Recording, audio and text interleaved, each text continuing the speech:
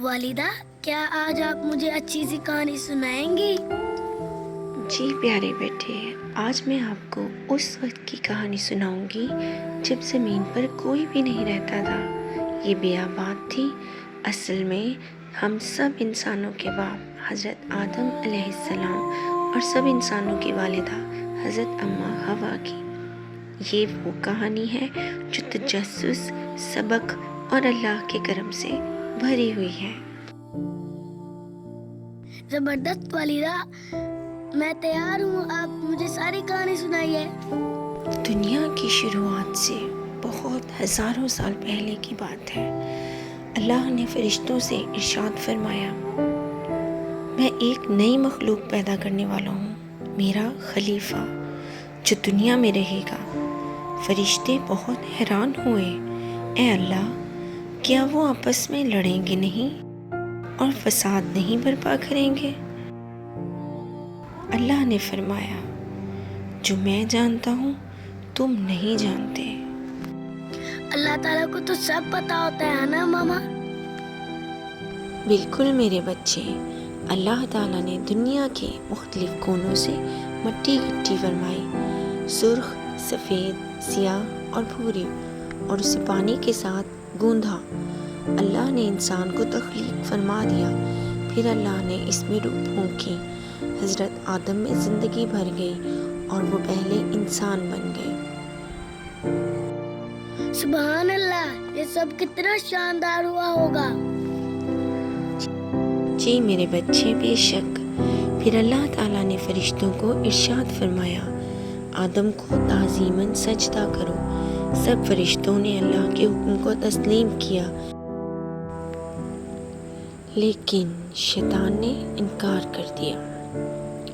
وہ بہت متکبر تھا، بولا، میں تو اس سے بہتر ہوں، اے اللہ، تو نے مجھے آگ سے پیدا کیا ہے اور اس کو مٹی سے۔ اچھا، یہ شیطان تو شروع سے ہی برا تھا۔ نہ صرف برا تھا لیکن سارے انسانوں کا دشمن بھی تھا۔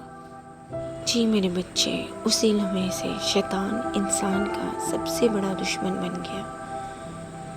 اللہ نے حضرت آدم علیہ السلام کے ساتھی کے طور پر حضرت حوا کو تخلیق فرمایا۔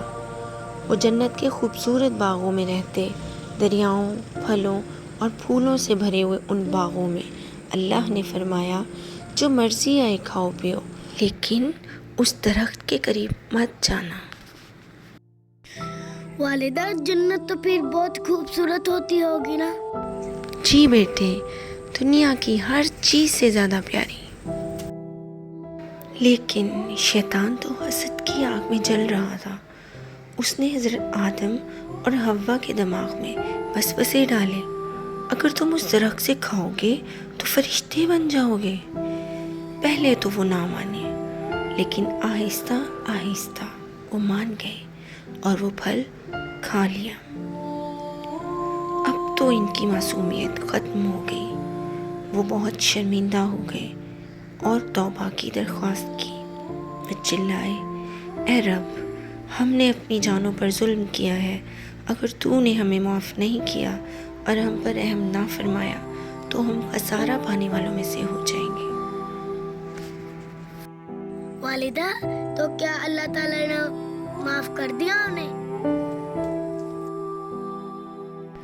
جی میرے بچے، اللہ نے معاف فرما دیا، کیونکہ وہ سب سے زیادہ مہربان ہے۔ لیکن اللہ نے فرمایا، اب تم لوگ زمین پر رہو گے جہاں زندگی آزمائش ہوگی۔ تو اچھا، یہ ہم سب کے لیے آزمائش ہے؟ جی بالکل، یہ امتحان ہے اور آزمائش، ایسی آزمائش جس میں اگر انسان کامیاب ہو تو جنت میں جائے گا، یعنی اگر وہ اللہ کے راستے پر چلے گا تو جنت میں جائے گا، لیکن اگر شیطان کے بتائے ہوئے راستوں پر چلے گا تو وہ ہمیشہ ہمیشہ کے لیے گمراہ ہو جائے گا اور تاریکیوں میں ڈوب جائے گا۔ میں کبھی شیطان کے راستے پہ نہیں چلوں گا، صرف میں اللہ کے راستے پہ چلوں گا، وہی کروں گا جس کا اللہ حکم فرماتا ہے۔ جی بیٹے بالکل، یہ کہانی ہمیں سبق دیتی ہے کہ شیطان ہمیں وسوسے دلاتا ہے، لیکن ایک سچا مسلمان ان کو نظر انداز کر دیتا ہے۔ اگر ہم غلط کریں تو اللہ سے معافی مانگیں، جیسے حضرت آدم اور اماں حوا نے مانگی تھی۔ والدہ، کیا اللہ ہمیں تب بھی معاف کر دیتا ہے جب ہم غلطی کر دیتے ہیں؟ جی بیٹے، اللہ کا کرم ہمارے گناہوں سے بڑھ کر ہے، شرط یہ ہے کہ ہم توبہ کرتے رہیں۔